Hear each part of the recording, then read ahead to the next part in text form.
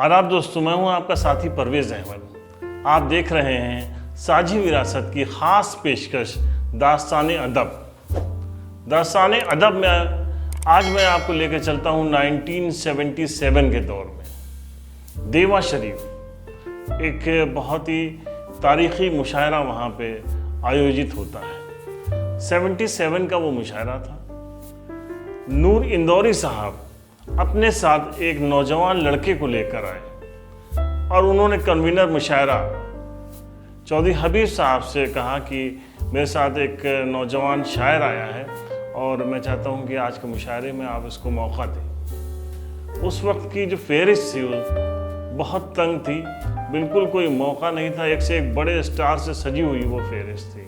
लिहाजा कन्वीनर मुशायरा चौधरी हबीब साहब ने साफ मना कर दिया कि नूर साहब, मैं आज के मुशायरे में कोई मौका नहीं दे पाऊँगा। उस ज़माने में जो बड़े बड़े शायर आते थे बाराबंकी, तो वो या तो हज़रत खुमार बाराबंकी के घर पे ठहरते थे या डॉक्टर सागर आज़मी साहब के घर पे। तो नूर साहब लोग वहीं ठहरे हुए थे।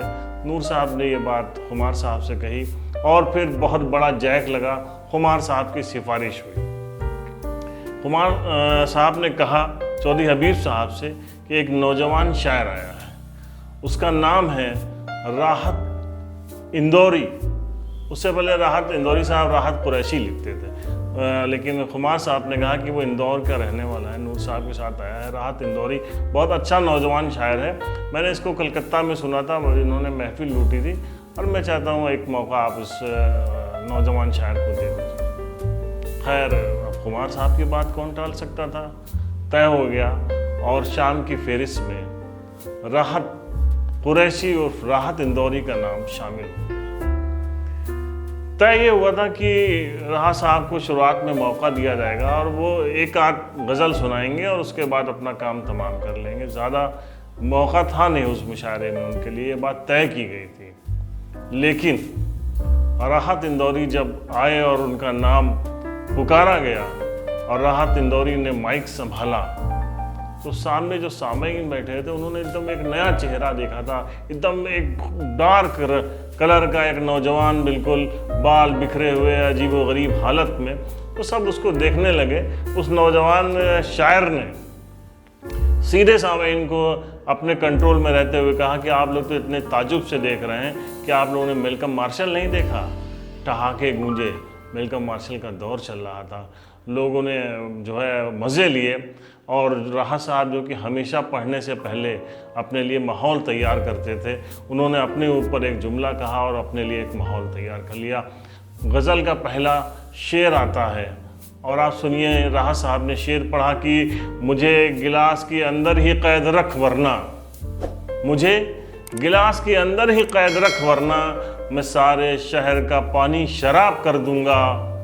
महाजनों से कहो थोड़ा इंतज़ार करें, शराब खाने से आकर हिसाब कर दूंगा। गूंज उठी महफिल तालियों की गड़गड़ाहट से। फिर क्या था, जोश आ गया, एकदम अलहदा अंदाज। उससे पहले इस अंदाज में कोई नहीं पड़ता था।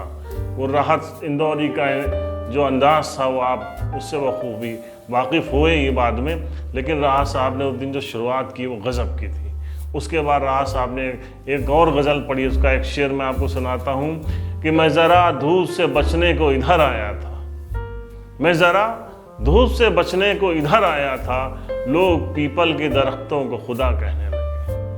तब नया अंदाज, एक नए अंदाज के साथ राहत साहब आए थे। एक और गज़ल पढ़ी, मतलब पब्लिक जाने ही नहीं दे रही थी। पहला मुशायरा लूट लिया।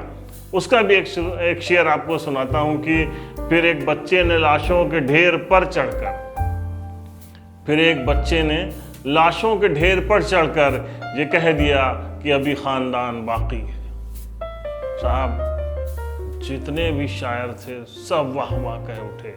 पब्लिक सामईन तो दम मस्त हो गई इस नौजवान शायर को देख के। और राहत कुरैशी वहाँ से राहत इंदौरी बने, पूरे हिंदुस्तान में छा गए।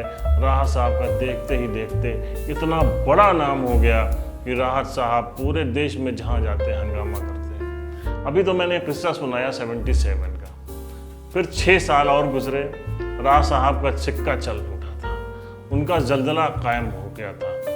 उस वक्त लखनऊ में चौक स्टेडियम में एक बहुत बड़ा मुशायरा हुआ कांग्रेस पार्टी की तरफ से। श्रीपद मिश्रा साहब उस वक्त के चीफ मिनिस्टर हुआ करते थे। 1983 का ये मामला है। श्रीपद मिश्रा उस वक्त सीएम थे और मेहमान के तौर पर उस मुशायरे में हिंदुस्तान के प्रेसिडेंट यानी सदर जमहूरिया ज्ञानी ज़ैल सिंह साहब तशरीफ लाए थे। आप समझ सकते हैं उस मुशायरे का वक़ार क्या होगा। हिंदुस्तान के नामी शायर उस मुशायरे में आए हुए थे और जैसे ही ज्ञानी ज़ैल सिंह ने उस मुशायरे की इब्तिदा की, उसके बाद उन्होंने उर्दू के ऊपर एक बड़ी लाजवाब स्पीच दी, बहुत शानदार तकरीर। आप जानते ही हैं ज़ैल सिंह साहब बहुत बड़े उर्दूदां इंसान थे, उन्होंने बड़ी शानदार तकरीर की। अब प्रेसिडेंट कितनी देर रह सकता है मुशायरे में, उनको थोड़ी देर के बाद जाना था। लिहाजा उन्होंने कहा कि मैं एक शायर को सुनना चाहता हूँ, अगर आप लोग पढ़वा दें। और उन्होंने दरख्वास्त की कि राहत इंदौरी साहब को मैं सुनना चाहता हूँ। साहब प्रेसिडेंट की बात थी, कौन टाल सकता है। उस ज़माने की एक बात बहुत ज़बरदस्त मैं आपसे शेयर करना चाहता हूँ। एक्चुअली उर्दू को सेकंड लैंग्वेज के तौर पर शामिल करने के लिए एक बिल पेश हुआ था उत्तर प्रदेश की विधानसभा में कि उर्दू को सेकंड लैंग्वेज का दर्जा दे दिया जाए। एक मंत्री थे कांग्रेस के, तो ये जब बिल पेश हुआ तो इसका विरोध किसी ने नहीं किया। किसी विपक्षी पार्टी ने इसका विरोध नहीं किया, जनसंघ ने इसका विरोध नहीं किया, लोकदल ने इसका विरोध, किसी पार्टी ने विरोध नहीं किया। इसका विरोध किया कांग्रेस के एक बड़े कद्दावर मिनिस्टर थे प्रोफेसर वासुदेव सिंह ने, और उन्होंने इस बिल के अगेंस्ट में इस्तीफा दे दिया। जो है अपने उससे मिनिस्ट्री से भी इस्तीफा दे दिया और अपने एमएलए पद से भी उन्होंने इस्तीफा दे दिया था। लिहाजा ये बिल लटक गया था। तो इस पूरे पस मंज़र को आप अपने जहन में रखिए। और राहत इंदौरी को जब बुलाया गया प्रेसिडेंट के कहने पे कि प्रेसिडेंट आपको सुनना चाह रहे हैं, आप शुरुआत में पढ़ दिए, और राहत साहब खड़े हुए। राहत साहब का जलवा कायम हो चुका था और उन्होंने पहला शेर पढ़ा।